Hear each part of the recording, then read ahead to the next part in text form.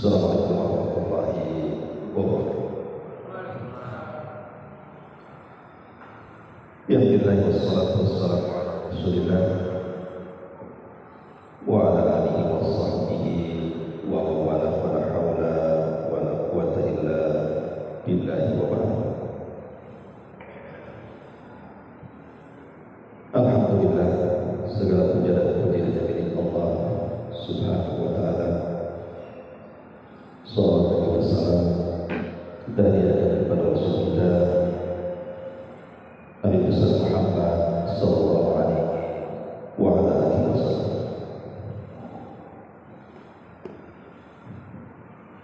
Biasa kita mengkaji kita Umdatul Ahkam, tapi sore hari kita akan mengambil tema umum dan saya beri tema pembatal-pembatal atau hal-hal yang bisa membatalkan atau mengurangi pahala bagi amal seseorang.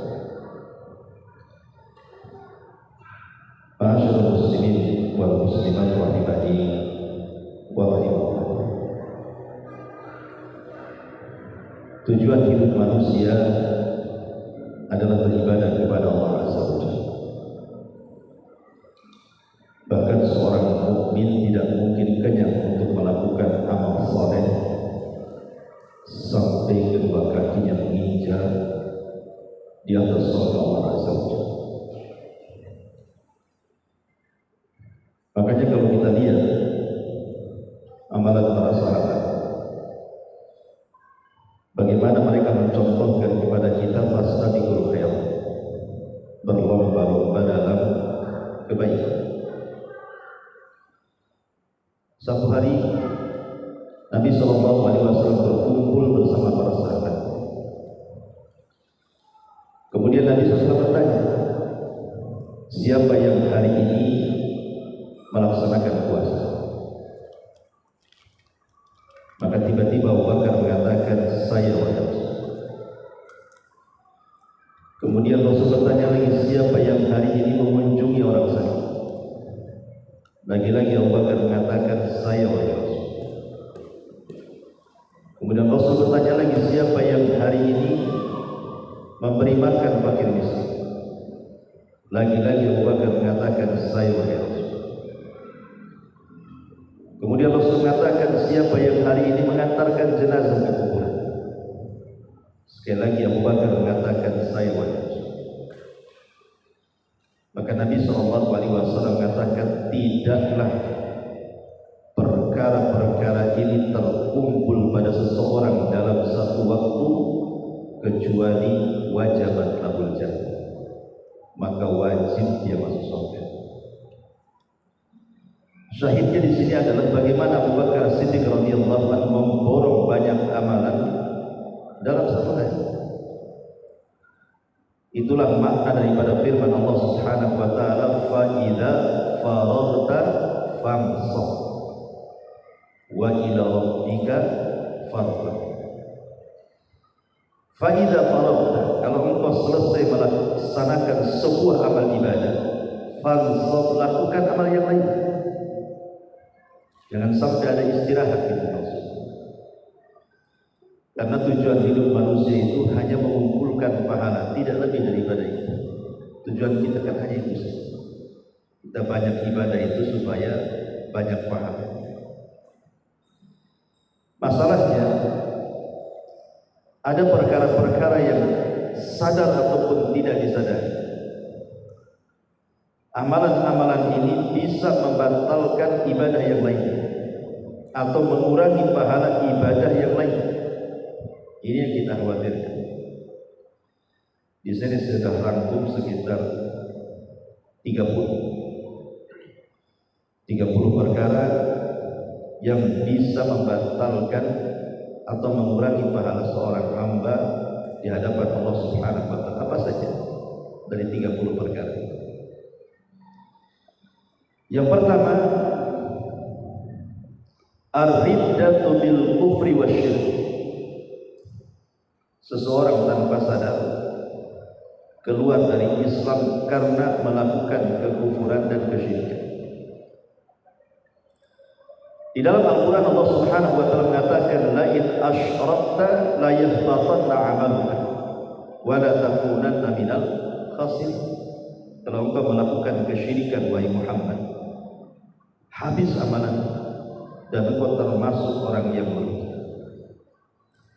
Kalau Nabi SAW diancam oleh Allah, kalau Nabi melakukan kesyirikan, habis semua amalan Nabi. Padahal tidak ada manusia yang lebih banyak pahalanya melebihi. Contoh saja satu hadis, man dalla ala khairin kafai. Siapa yang menunjukkan manusia kepada kebaikan, maka dia dapat pahala orang yang melakukan. Nabilah yang membawa hidayah dari Allah Subhanahu wa Ta'ala, diikuti para sahabat, kemudian sahabat diikuti para tabi'in diikuti para tabi'in, sampai hari ini kita mengikut ajaran yang diajarkan Nabi SAW. Sementara siapa yang mengajarkan kebaikan kepada orang, maka dia dapat pahala dan pahala orang yang mengerjakan. Berapa juta jiwa umat Islam dari zaman Rasul sampai hari ini, pahalanya sampai kepada Nabi, multi-level pahala Nabi. Walaupun pahala Rasul sebanyak itu, tapi Allah mengatakan, la in asyrakta, hei Muhammad, kalau engkau melakukan kesyirikan, la yahbatanna 'amaluka, habis amalmu dan engkau termasuk orang yang merugi. Kalau khitab ayat ini kepada Nabi SAW, bagaimana kepada kita? Bagaimana kalau yang melakukan kesyirikan itu kita? Nabi saja melakukan kesyirikan, habis amalnya. Sementara di zaman sekarang ini, namanya kekufuran dan kesyirikan itu terkadang sadar ataupun tidak sadar, orang itu mudah melakukannya dan tanpa sadar kalau perbuatan kufur dan syiriknya itu sudah membatalkan amalan dia. Contoh mudah saja, orang datang dulu, biasa saja di masyarakat, kalau sakit dia datang ke dukun, atau percaya kepada tangkal, kepada jimat, atau mengucapkan kalimat kufur tanpa sadar. Kalimat-kalimat kufur tanpa sadar itu banyak, seperti menisbatkan nikmat kepada selain Allah, atau menganggap di sana ada syariat yang lebih baik daripada syariat Allah. Sering kita dengar ucapan seperti itu. Padahal kalau dia tahu bahwa dalam ucapan atau perbuatan kufur dia atau kesyirikan dia itu, mau tidak mau habis amal dia nggak sadar aja, tapi merasa bahwa sholat dia masih diterima saja, sedekah dia masih diterima saja, padahal sudah habis.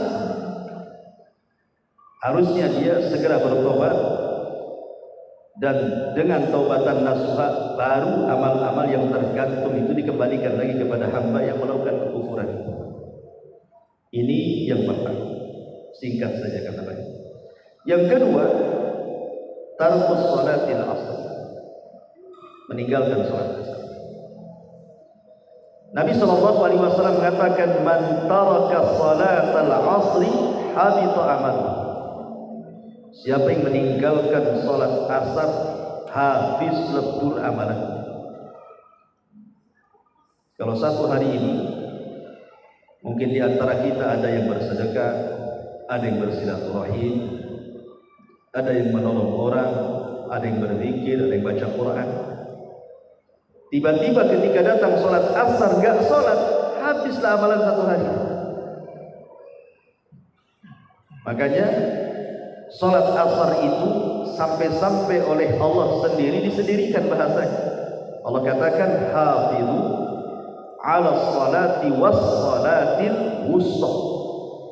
Jaga oleh kalian 5 waktu sholat, terutama sholat wusta. Sampai-sampai Allah sendirikan sholat wusta itu. Dan sholat wusta itu sholat asar. Dari mana kita tahu bahwa penafsiran wusta itu sholat asar? Dari kisah Nabi.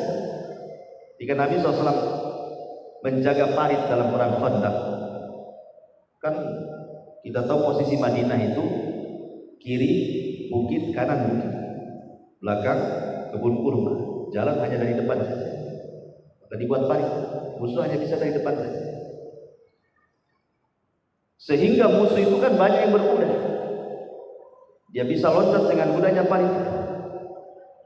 Makanya Nabi SAW menjaga jangan sampai musuh itu loncat parit.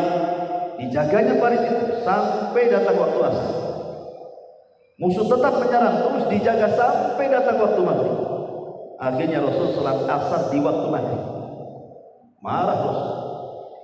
Maka Rasul mengatakan, "Mala Allahu kuburahum benar." Semoga Allah penuhi kuburan-kuburan mereka dengan api neraka. Kenapa? Karena mereka sudah mengakhirkan salat wusta. Rasul mengisyaratkan asar itu diibaratkan wusta, berarti tafsir daripada ayat Al-Quran, jaga oleh kalian salat yang dibawa, terutama salat wusta, maksudnya salat asar. Ini yang kedua. Yang ketiga, ta'ali Allah. Ta'ali Allah. Dia melewati batas takdir yang sudah ditentukan Allah. Bersumpah melewati takdir yang ditentukan oleh Allah. Ada satu kisah di zaman Bani Israel yang dikisahkan Nabi Sallallahu Alaihi Wasallam dari hadis Jundub bin Abdullah radhiyallahu anhu. Kata Nabi Sallallahu Alaihi Wasallam, dahulu di zaman Bani Israel ada dua orang yang bersaudara. Yang satu orangnya soleh, yang satu pula rusak pula ibadah. Orangnya ahli maksiat, tapi berkawan. Ya biasalah, kita juga berkawan kan, tidak semua dengan orang baik kan. Kita juga berkawan dengan orang jahat juga ada. Tapi dalam Islam itu, dalam perkawanan harus diseleksi. Boleh kita berkawan dengan siapapun, tapi jangan dijadikan kawan dekat kecuali dia orang soleh. Ya berkawan gitu saja. Tapi kalau untuk kawan dekat, cari orang soleh. Karena Rasul mengatakan al-mar'u ala dini khalil. Seseorang itu tergantung agama kawan. Siapa yang berkawan dengan seseorang 40 hari saja sudah merubah hidup. Lah, kawan yang baik ini selalu nasihati ahli maksiat. Kan namanya kawan, dinasihati. Tuh, tobat, jangan baik maksiat. Cukup. Baik sampai di sini. Karena memang kewajiban sebagai teman kan menasihati. Masalahnya, satu hari ahli maksiat ini kawannya bermaksiat yang menurut ahli ibadah itu tidak bisa ditolerir. Terlaluan. Tidak bisa ditolerir. Lampau maksiat. Tiba-tiba dia murka dan bersumpah atas nama Allah. Apa dia mengatakan? Wallahi illam tatu la yaghfirullahu lak aw la yanjika minal. Demi Allah, kalau kau tidak bertobat, aku bersumpah Allah tidak akan mengeluarkan kamu dari api neraka dan Allah tidak akan mengampuni dosa-dosa. Akhirnya keduanya diwafatkan oleh Allah. Yang orang soleh dimasukkan ke dalam neraka, yang orang ahli maksiat pula dimasukkan ke surga. Terbalik. Kenapa? Kan orang soleh ini kan baik, menasihati tiap hari kan itu. Cuman dia mengucapkan kalimat yang kalimat ini tanpa sadar diucapkan orang soleh ini melewati batas takdir. Yang punya wewenang mengeluarkan orang dari neraka siapa? Allah. Yang punya wewenang mengampuni dosa manusia siapa? Allah. Tapi orang ini melewati takdirnya dengan bersumpah atas nama Allah, seolah-olah dia bisa menentukan orang itu tidak keluar dari neraka, dan seolah-olah bisa menentukan orang ini tidak diampuni. Tidak boleh seperti itu. Makanya kemudian yang ahli maksiat itu ketika bersumpah seperti itu, dia marah. Apakah Allah jadikan aku ini raqib, sebagai malaikat raqib yang kemana-mana mengawasi aku? Katanya, tinggalkan aku, biarkan aku dengan Allah. Sebagian ahli hadis mengatakan bahwa dosa yang dilakukan ahli maksiat ini bukan tarafnya sampai kepada kekufuran atau kesyirikan, hanya dosa besar saja. Dan dosa besar ini tahta masyiatillah, tentu di bawah kehendak Allah. Terkadang kita ini memandang dosa salah kaprah. Seperti ada orang yang siapa itu yang divonis mati gara-gara gembong narkoba. Freddy, nah, kan? Mungkin di mata kita jahat kan? Tapi kita punya tetangga yang tidak sholat. Kita tidak menganggap seperti bandar narkoba. Padahal secara hukum orang yang meninggalkan sholat lebih jahat dibandingkan orang pengedar narkoba. Karena apa? Karena meninggalkan yang wajib itu lebih besar dosanya dibandingkan melakukan yang haram. Meninggalkan yang wajib satu, tapi melakukan keharaman selama dia tidak menghalalkan, tidak apa. Dia dosa, dia konsumsi narkoba, pengedar narkoba, ya dosa besar. Tapi tidak sampai kafir orang mengedarkan narkoba.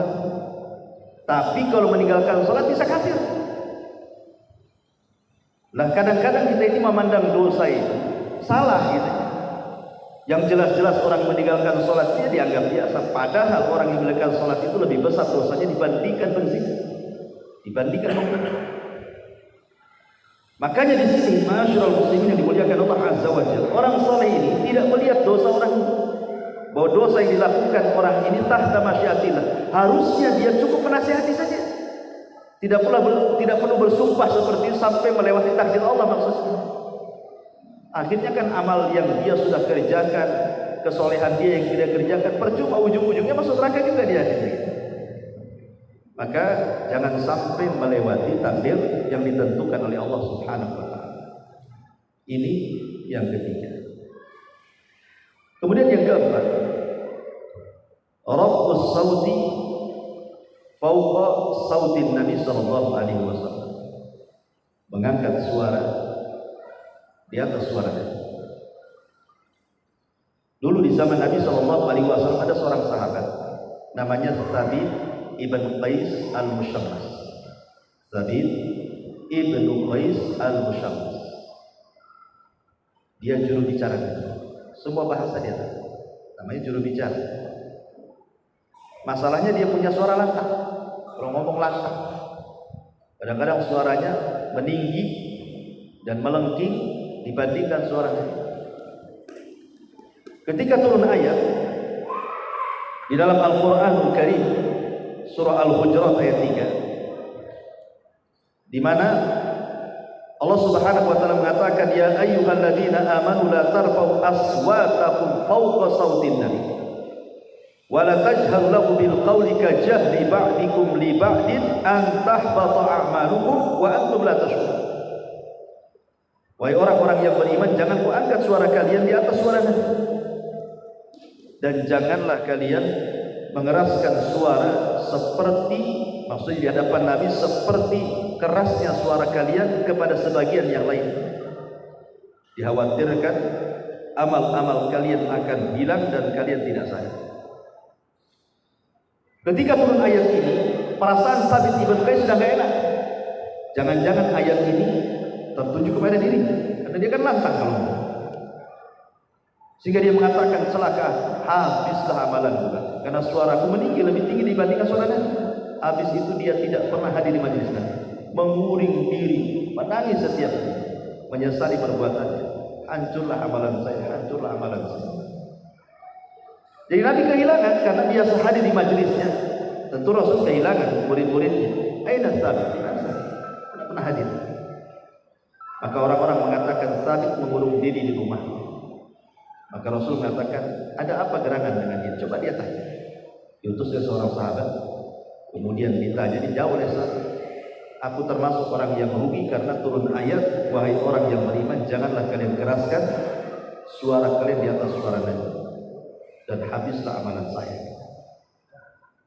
Ketika kemudian disampaikan oleh sahabat ini kepada Rasul alasan Thabit mengurung diri dan menangis setiap hari, maka Rasul mengatakan, qul lisan, katakan kepada saya, dia bukan orang yang termasuk gugur amalan, dan dia bukan termasuk penuh neraka. Katakan kepada saya. Artinya di sini bagaimana para sahabat Nabi SAW ketakutan hanya gara-gara mengangkat suara. Namanya juru bicara ya wajar kan gitu. Pamannya Rasul lagi berada di masjid, datang kabilah bertamu kepada Rasul, kemudian disambut oleh Thabit, dia ngomong agak keras omongannya, wajar saja juru bicara. Tapi bagaimana ketakutan Thabit kalau seandainya tingginya suara dia itu menabrak ayat ini, itu masalahnya. Padahal tidak demikian. Tentu kalau ayat ini diartikan secara literal, artinya zahirnya ayat ini, ya mungkin ayat ini sudah tidak berfungsi di zaman sekarang, Nabi sudah tidak ada. Tapi maksudnya bukan begitu. Maksudnya mengangkat suara di atas suara Nabi itu, artinya kita jangan kemudian melewati apa yang sudah diajarkan Nabi. Kita tidak boleh atau tidak sopan di Masjid Nabawi, karena di zaman Umar itu ada 2 orang laki-laki bertengkar, meninggi suaranya. Kemudian sama Umar dilempar kerikil. Kemudian Umar mengatakan, kalian orang mana? Kata 2 orang ini dan itu orang jauh. Kata Umar, untung saja kau bukan orang Madinah. Kalau sudah orang Madinah, penggal leher kalian. Kalian berteriak di Masjid Nabawi, tidak menghormati kuburan Nabi. Umar bin Khattab. Baik, ini juga salah satu juga penafsirannya supaya kita jangan sampai melebihkan pendapat kita di atas pendapat Nabi Sallallahu Alaihi Wasallam. Maksudnya soal agama tentunya. Kalau soal dunia kan beda. Soal dunia kita lebih paham dibandingkan Nabi. Makanya ketika Nabi SAW datang ke kota Madinah, kan banyak orang Madinah itu mengawin-kawinkan pohon kurma. Karena kalau nggak dikawinkan, jantan betina nggak akan berbuah. Kurma itu kan dikawinkan supaya bagus banyak buah. Tapi Nabi memandang kesibukan mereka ini melalaikan dari ibadah. Kata Rasul, tinggalkan. Akan ditinggalkan, nggak dikawin-kawinkan. Akhirnya panen tahun depan, Rasul. Mereka kemudian mengeluh kepada Rasul. Maka Rasul mengatakan, ya kalau begitu ya sudah, sibukkan kembali dengan mengawinkan kurma-kurma kalian. Antum a'lam bi umuri dunia. Kalian lebih paham tentang perkara dunia kalian. Kalau urusan dunia silakan saja. Tapi kalau urusan akhirat, ya tentu kita tidak bisa apa-apa kecuali hanya mengikut Al-Quran dan Sunnah. Kemudian yang kelima, at-takdzib bil qadar, mendustakan takdir. Qala Abdullah ibn Umar radhiyallahu anhu, fa idza laqita ulaika fa akhbirhum anni bari'un minhum wa ana bara'un minhum walladhi ahlifu bihi law anna li ahadihim mithla jabal uhudin dhahaban fa anfaqahu ma qabila Allah minhu hatta yu'mina bil qadar. Kata itu Umar radhiyallahu anhu, apabila engkau berjumpa dengan mereka, kabarkan kepada mereka, saya berlepas diri dari mereka dan mereka pun berlepas diri dari saya. Dan saya bersumpah, kalau seandainya salah seorang di antara mereka memiliki gunung berupa emas, kemudian diinfakkan, Allah tidak akan menerimanya sampai dia beriman dengan takdir. Kenapa Ibnu Umar sampai ngomong begini?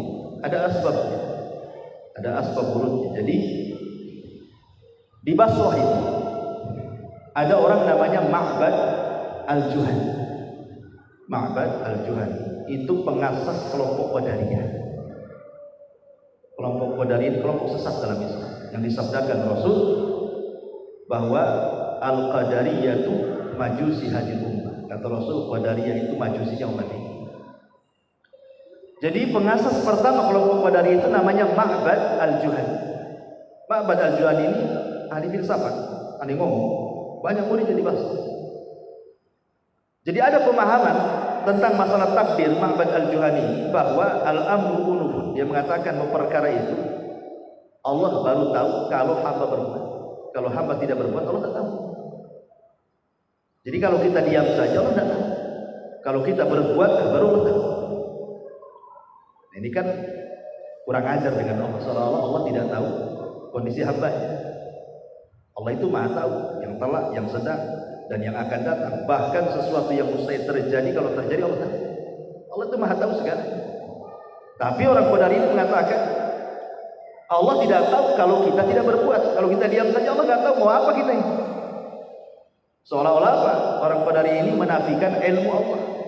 Makanya Imam Syafi'i mengatakan debatlah mereka dengan ilmu. Kalau mereka menetapkan bagi Allah ilmu, maka mereka sama dengan kita. Kalau tidak, kafirkan mereka.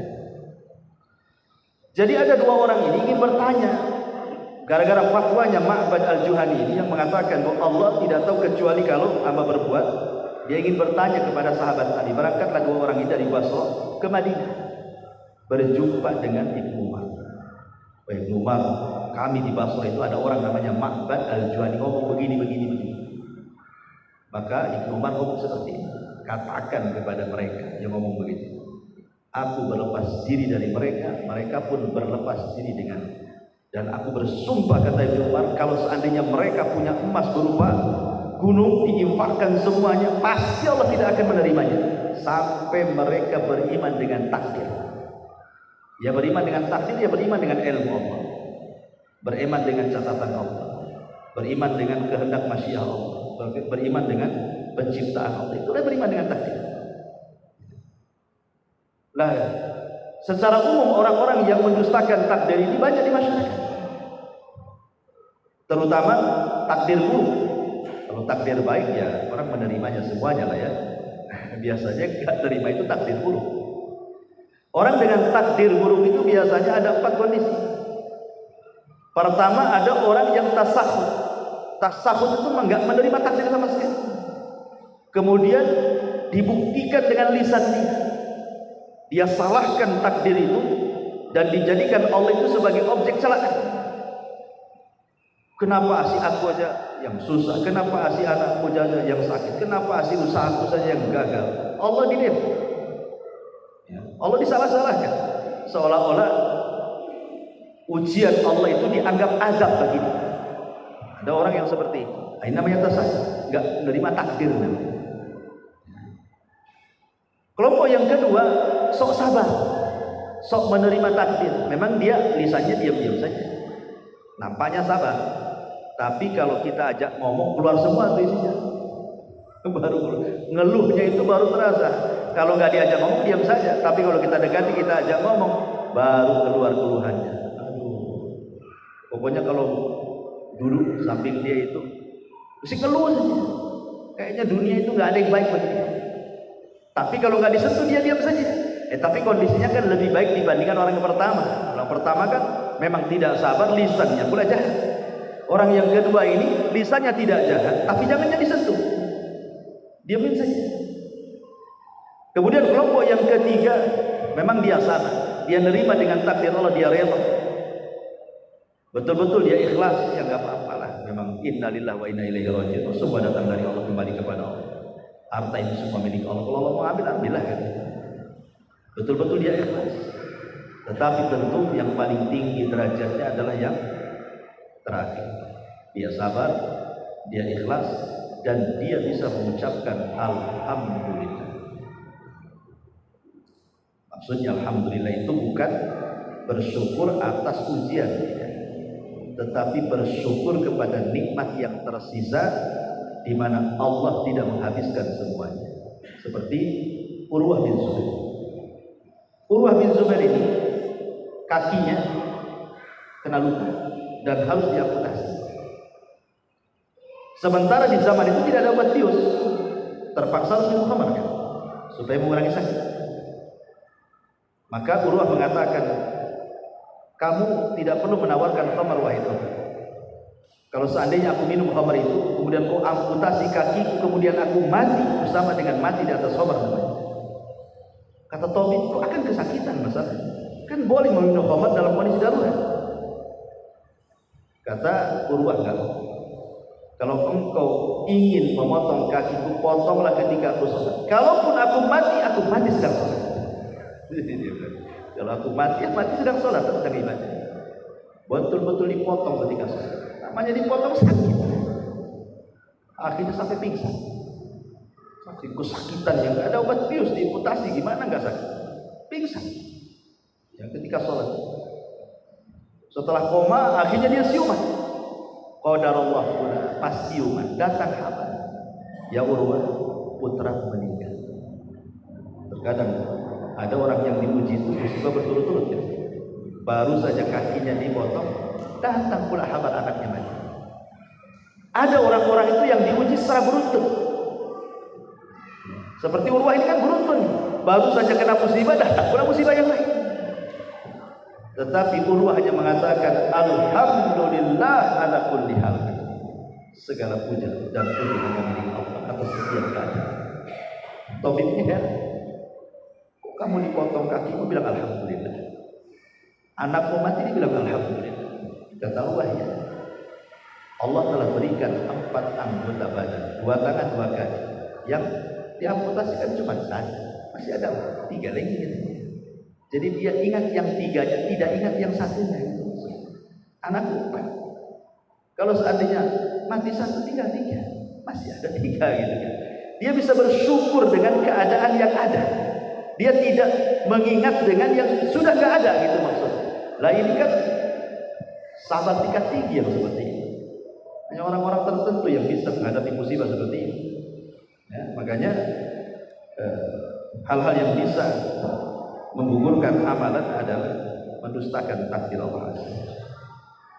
Kemudian yang kedua, al-zulm, kezaliman. Ingat, kezaliman itu bisa mengkikis pahala kita.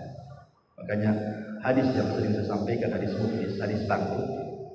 Rasul bertanya di hadapan para sahabat, tahu nggak orang bangkrut itu kayak apa? Ya sahabat polos saja lah, ya orang bangkrut itu orang yang belum tikar, nggak punya uang, usahanya habis, itulah bangkrut. Tapi Rasul mengatakan bukan itu maksud saya, kata Rasul. Tetapi orang bangkrut itu orang yang menghadap Allah, satu sisi membawa pahala sholat, membawa pahala puasa, membawa pahala zakat, membawa pahala sedekah, membawa pahala ibadah, tapi sisi lain dia mencaci maki fulan, menghina si fulan, meneteskan darah si fulan, mengambil harta si fulan, dan begitu seterusnya. Maka nanti di kantor orang yang didolimi akan menghadap kepada orang yang mendolimi, terjadilah barter pahala dan dosa di situ. Jadi zalim bisa mengurangi bahkan menggugurkan amalan. Kemudian yang nomor 7, al-jur'atu ala intikahil haram fil falaq. Seseorang terlalu berani merobek kehormatan Allah saat dia bersendiri. Dan ini paling banyak dosa yang dilakukan tidak terang-terangan hari ini dibandingkan dengan cara apa? Ya, dengan handphone lah, dengan apa lagi? Ya. Kalau dulu orang kita masih kecil-kecil mungkin melihat aurat, pengen melihat perempuan buka aurat, ya mungkin ngintip kan gitu ya. Sungai-sungai tengok perempuan mandi gitu ya, orang-orang desa gitu. Sekarang nggak perlu beli pulsa, masuk ke internet, semua ada di situ. Semua ada. Bahkan terkadang kita ini nggak malu-malu juga di samping kiri kanan, karena orang sibuk dengan handphonenya masing-masing. Dia nonton apa terserah dia, aku nonton ini terserah saya kan gitu. Bisa loh di keramaian dia dosa dengan dosa sendiri dia dengan Allah Subhanahu Wa Taala. Padahal berada di keramaian, kok bisa dia maksiat sendirian dengan Allah? Kalau dulu kan malu maksiat itu dia sembunyi-sembunyi. Makanya Nabi SAW mengatakan nanti pada hari kiamat ada orang menghadap kepada Allah itu membawa pahala sebesar gunung Tihamah. Gunung Tihamah itu gunung lebih kecil daripada gunung Uhud.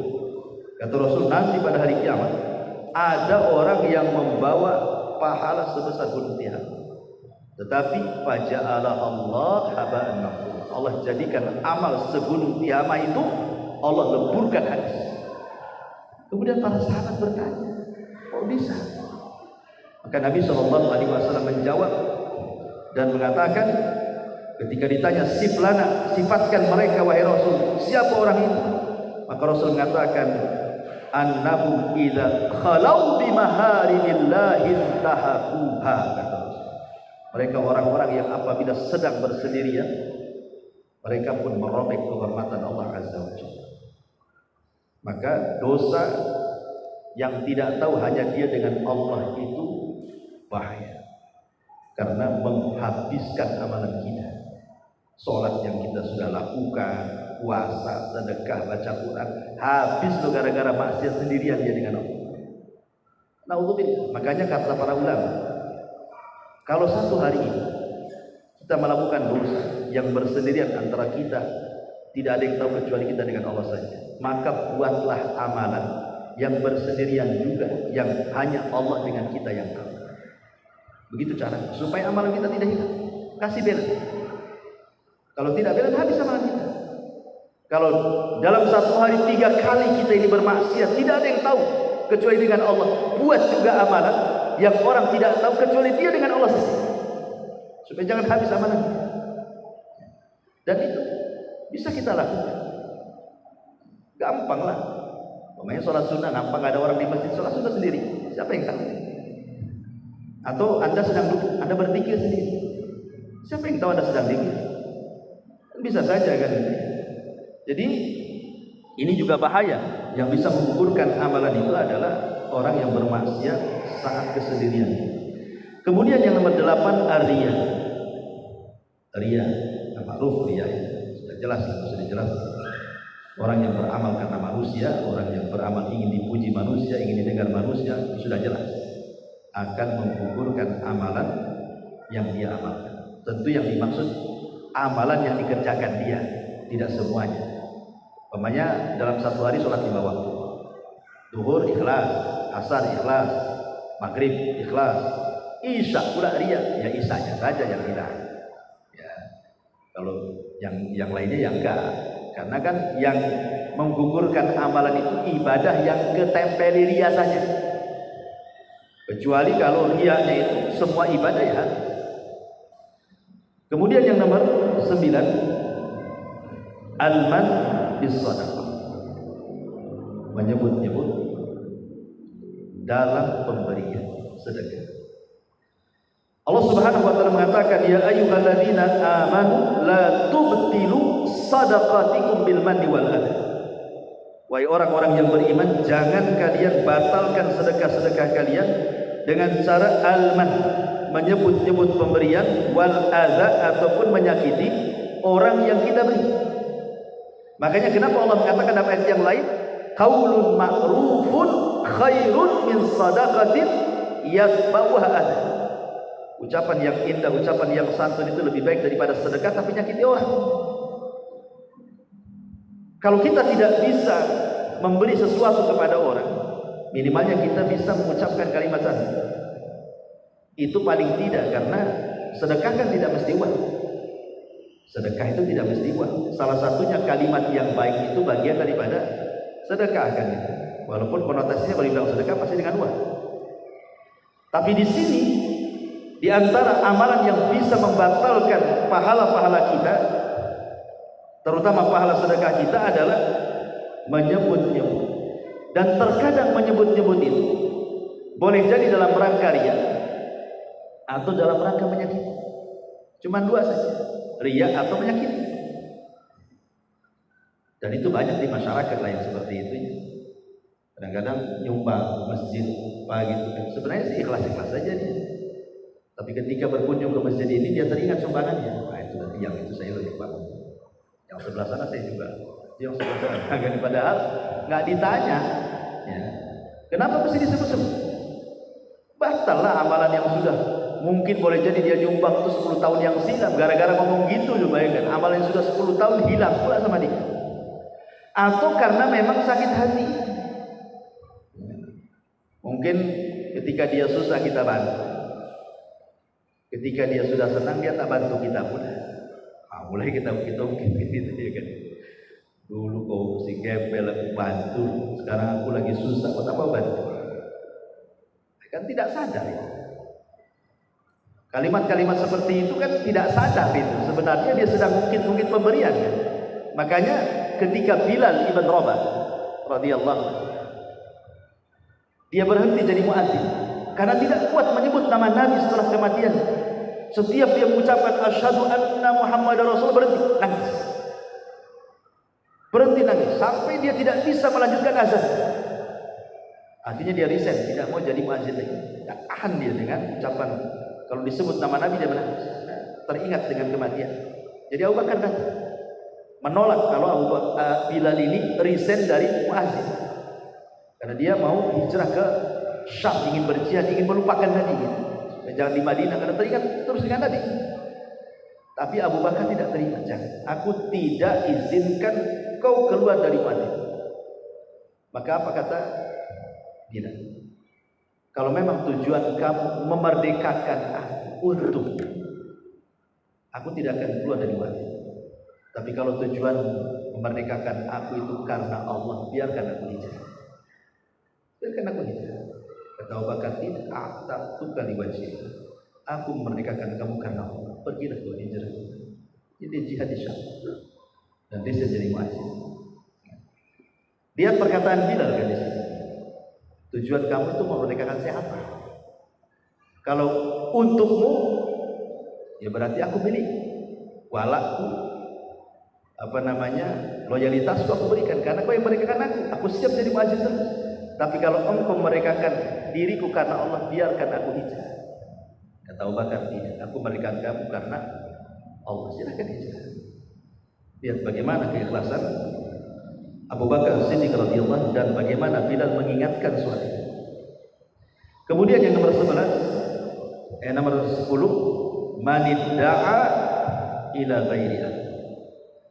Siapa yang mengklaim menasabkan diri kepada yang bukan keturunan. Ini banyak di zaman sekarang lagi viral masalah Habib, ya kan, masalah habaib gitu ya, dipermasalahkan pula. Suruh tes DNA lah macam-macam gitu ya. Kita tidak masuk ke ranah yang viral-viral, tapi yang ingin saya jelaskan di sini, menentukan seseorang itu keturunan si fulan atau si Allah, itu kan sesuatu yang sulit. Apalagi Nabi sampai kepada kita ini jalurnya jauh. Walaupun ada namanya Rabithah Al-Alawi atau apalah istilahnya kan. Bahkan yang sekarang sentral itu ada jual beli nasab pula kan. Lah kalau memang terjadi jual, saya sebenarnya sudah dengar waktu saya di Yaman. Waktu saya di Yaman itu di Hadrul Maut itu ada orang yang jual beli nasab. Jadi kalau nasabnya ingin dihubung-hubungkan sampai kepada Hasan atau Husain atau kepada Fatimah itu sampai kepada Rasulullah, itu beli. Saya sudah dengar itu waktu saya di Yaman. Rupanya sekarang muncul pula jadi viral. Kalau memang itu yang kita lakukan, maka dari segi hukum masuk pada hadis ini. Apa kata Nabi Sallallahu Alaihi Wasallam? Nabi SAW mengatakan, manidda ila ghairi abihi awil tama ila ghairi mawalihi fa'alaihi laknatullahi wal malaikati wal nasi ajmain. Siapa yang menasabkan kepada yang bukan bapaknya, maka dia mendapatkan laknat Allah, laknat para malaikat, dan laknat manusia semuanya. La yaqbalullahu minhu yaumal qiyamah sarfan wala adla. Allah tidak akan menerima amalan sunnah dan wajibnya. Ngeri, ya kan? Kan ngeri itu. Bukan keturunannya tapi ngaku keturunannya kan. Iya, dilaknat Allah, dilaknat para malaikat, dilaknat manusia, amalan sunnahnya ditolak, amalan wajibnya pun ditolak. Ya. Dan buat apalah berbangga-bangga dengan nasab? Karena itu kan tradisi jahiliyah, al-fakhru bil ansab, berbangga dengan nasab. Kalaupun memang seseorang itu, anggaplah Habib keturunan Nabi. Keturunan Nabi, Habib atau Habaib, Syarif atau Syarifah itu menjadi mulia itu karena dua perkara. Pertama, karena iman dan takwanya. Kedua, karena nasab termasuk zuriyahnya. Kalau dia bisa menggabungkan dua. Satu, kemuliaan zuriyah Nabi. Yang kedua, kemuliaan takwa dan juga keimanannya, baru Anda orang mulia.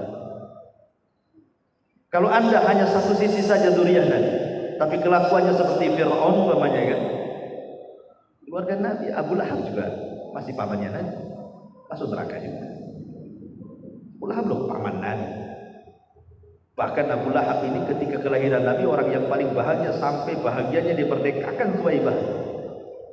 Karena dia musuh Nabi, percuma saja kekerabatan antara ponakan dan paman itu, nggak ada gunanya, Abu Lahab masuk neraka. Makanya kenapa Nabi SAW dengan tegas itu mengatakan, man batta'a bihi amaluhu lam yusri' bihi nasabuhu. Kalau lambat amalnya nggak mungkin dikejar nasabnya. Karena nanti pada hari kiamat itu fala ansaba yauma idzin bainahum. Tidak akan ada nasab di antara mereka. Yang menyelamatkan mereka bukan nasab tetapi amalnya. Makanya Rasul mengatakan kepada Fatimah, "Ya Fatimah binta Muhammadin, salini ma syi'ti, la ugni anki minallahi syai'an." Fatimah putri Muhammad, minta dari dunia sesukamu. Tapi kalau urusan akhirat aku tidak bisa menyelamatkan kamu. Itu ucapan Nabi sama Fatimah, anaknya sendiri. Yang bisa menyelamatkan itu amalan dia. Itu kalau ucapan Nabi kepada Fatimah itu putrinya seperti itu, bagaimana dengan kita? Bagaimana yang jauh nasabnya gitu. Makanya hati-hati. Ya kita kalau ketemu Habib dan betul-betul zuriyah Nabi, kita hormat, memuliakan ahli bait termasuk ibadah.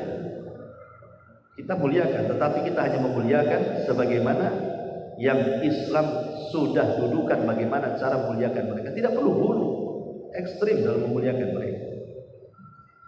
Ma'asyiral muslimin yang dimuliakan Allah Azza wa Jalla. Kemudian yang nomor 11, Ityan al-Arrafi, datang ke dukun.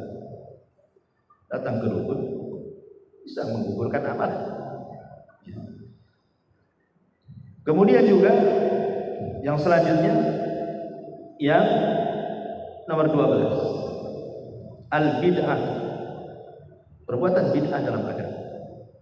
Kata Nabi SAW, "Man amila amalan laisa alaihi amruna fahuwa." Siapa yang melakukan sebuah amalan yang tidak dicontohkan, ditolak. Gugur amalan, percuma, lelah letih, capek-capek. Amilatun nasibah tasla naran hamiyah. Udah lelah letih, ujung-ujungnya masuk neraka kata Allah. Sebagian ulama tafsir ada yang mentafsirkan ayat ini turun kepada Khawarij. Khawarij itu baca Qur'annya lebih hebat dibandingkan kita. Bahkan yang membunuh Ali Abdurrahman ibn Mulzam itu penghafal Quran. Khawarij. Bahkan para pendemo, pemberontak Utsman bin Affan itu mengalungkan Al-Quran di lehernya dan mengatakan, sesungguhnya ini maksudnya Al-Quran memerintahkan kami untuk membunuhmu karena Al-Quran, membunuh Utsman karena Quran. Orang-orang Khawarij, ibadah mereka lebih hebat dibandingkan kita, puasa mereka lebih hebat dibandingkan puasa kita, baca Quran mereka lebih hebat dibandingkan kita, tapi mereka baca Quran tidak sampai di tenggorokan. Makanya bid'ah ini bisa mengukurkan amal. Rasul ketika menyebutkan Khawarij termasuk ahli bid'ah, mereka keluar dari Islam seperti anak panah melesat dari musuhnya. Kalau kau temui mereka, perangi mereka, karena dalam memerangi mereka terdapat pahala. Kemudian yang 13, hamba sahaya yang lari dari tuannya. Mungkin ini nggak ada lah, budak di zaman sekarang kita lewat. Kemudian yang ke-14, qaulun aw amalu zuh, ucapan atau amalan zuh, persaksian palsu. Kata Nabi SAW, malam biyada qaula zuh wal amala bihi falaysa lillahi hajah fi an yada ta'amahu wa syarabahu. Siapa yang belum bisa meninggalkan ucapan dusta atau amalan dusta, maka Allah tidak berhajat menerima puasanya. Jadi puasanya ditolak. Kalau dia puasa tapi lisannya berdusta, ya buat apa dia puasa? Jadi ini juga bisa membatalkan atau menggugurkan amalan. Termasuk yang nomor 15, syurbul khamr, minum khamr. Nabi mengatakan, man syaribal khamra lam tuqbalahu salatu arba'ina sabahan. Siapa yang minum khamr tidak akan diterima salatnya 40 pagi. Sama dengan datang ke dukun kan 40 malam, ya, 40 hari 40 malam. Dan minum khamr juga sama, salatnya dia akan diterima arba'ina sabahan, 40 pagi. Termasuk yang nomor 16, al-mar'atun nasyisah, wanita yang selingkuh. Selingkuh itu tidak mesti main laki-laki. Tapi maksud nasis selingkuh di sini artinya seorang istri yang kufur dengan kebaikan suaminya, berani kepada suami, tidak bersyukur dengan suaminya. Kata Nabi SAW, salatatu la yaqbalu Allahu minhu shalah. 3 manusia salat mereka tidak akan diterima, bahkan tidak akan diangkat ke langit, bahkan tidak akan melewati kepala mereka. Salah satunya adalah wamra'atun da'aha zawjuha minal laili fa'abat alaihi. Suami meminta istrinya untuk berhubungan tapi istrinya menolak, maka sholatnya tidak akan diterima. Dalam riwayat malaikat akan melaknat dia sampai subuh.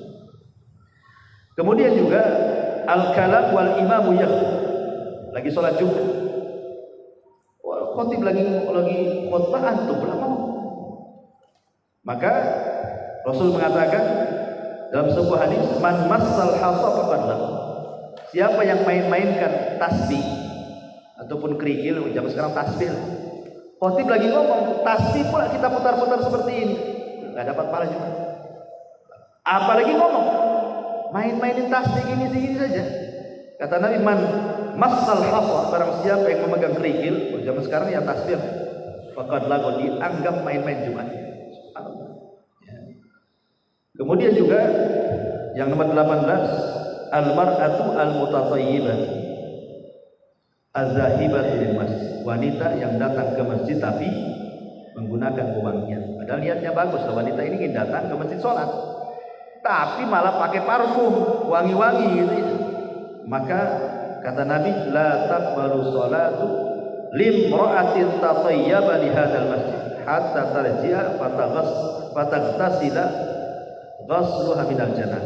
Tidak diterima sholatnya wanita yang berwangi-wangi datang ke masjid sampai dia pulang kemudian mandi junub, disuruh mandi junub. Ya namanya ke masjid mau ngapain kecuali mau kondangan kan ya. Mau ke masjid ngapain juga warung, yang penting bersih ya. Kemudian yang nomor 20, yang nomor 19, ittina'ul kalb, memelihara anjing tanpa ada uzur sahih. Kata Rasul sallallahu alaihi wasallam, man amsaka kalban fa innahu yanqusu kulla yawmin min amalihi qira. Siapa yang memelihara anjing, maka setiap hari pahalanya dikurangi 1 qira. 1 qira itu sebesar gunung Uhud. 1 qira. Tiap hari 1 gunung Uhud hilang, 1 gunung Uhud hilang. Hanya memelihara anjing tanpa ada uzur syar'i. Kecuali uzur syar'i, mungkin banyak maling gitu ya, atau jaga kebun, itu ada uzur ya. Tapi ini enggak, kadang-kadang hanya karena lucu-lucuan, anjingnya lucu, kecil, mungil, cantik, lebih lucu daripada kucing. 1 hari 1 gunung hilang kepala kita, rugi. Bukan masalah lucu-lucuan, bukan masalah hobi-hobian kan, ini masalah pahala dosa masalahnya. Kemudian yang nomor 20, uququl walidain, durhaka dengan orang tua bisa membatalkan amal. Kemudian yang nomor 21, qati'ur rahim, memutus silaturahim juga. Kemudian yang nomor 22, al-mutahajirah biduni haqqin, orang bertengkar nggak jelas masalahnya, bertengkar gitu saja, nggak mau akur-akur, maka tidak akan diangkat amalannya setiap Senin dan Kamis. Kemudian yang nomor 23, adain, hutang. Hutang juga bisa menggugurkan atau menghilangkan amal. Kata Rasul, man mata wa alaihi dinar au dirham. Kemudian Rasul mengatakan, qudiya min hasanati laisa thamma dinar wala dirham. Siapa yang mati dan dia punya hutang dinar dan dirham, maka kebaikannya akan hilang sebanyak 1 dinar dan dirham yang ia berhutang. Bayangkan, dia hutang 10.000, nggak dibayar, mati. Pahala dia tiap hari 10.000 hilang, rugi. Bayar. Makanya Rasul, orang yang punya hutang kemudian mati nggak mau nyolatin. Bukan berarti tidak boleh disolatkan, disolatkan tapi sama orang biasa. Kalau bisa tokoh-tokohnya jangan nyolati gitu, sampai dilunasi. Kemudian juga yang nomor 24, fasadus salat. Solat dia buruk, nggak memperhatikan khusyuknya, rukunnya, asal-asalan solatnya. Maka ini juga menentukan amalan yang lain. Kan solat kan menentukan, kalau dia baik-baik semua amalannya, kalau dia buruk-buruk semua amalannya masalahnya. Maka solat yang buruk itu menentukan diterima dan tidaknya amalan ibadah-ibadah yang lainnya. Kalau solatnya baik, sedekahnya diterima, puasanya diterima, silaturahimnya diterima, baca Qur'annya, zikirnya diterima. Tapi kalau solatnya buruk, yang lain ditolak. Jadi solat itu barometer. Kemudian as-sukhriyatu bid-din wa ahli. Dia mengolok-olok agama, mengolok-olok Allah, mengolok-olok Rasul, mengolok-olok ayat-ayat Al-Quran, itu bisa menggugurkan amal. Karena Rasulullah Allah mengatakan dalam Al-Quran, la ta'tadiru qad kafartum ba'da imanikum. Jangan cari-cari alasan, karena engkau sudah kufur setelah keimanan. Kemudian yang nomor 26, at-takdzib bi ayatillah wa liqa'il akhir. Mendustakan ayat-ayat Allah dan pertemuan dengan akhirat berdasarkan surah Al-A'raf ayat 147. Kemudian yang nomor 27-nya al-mautu alal kufri, mati di atas kekufuran. Kemudian yang nomor 28, qarahatu ma anzalallah, benci dengan apa yang Allah turunkan.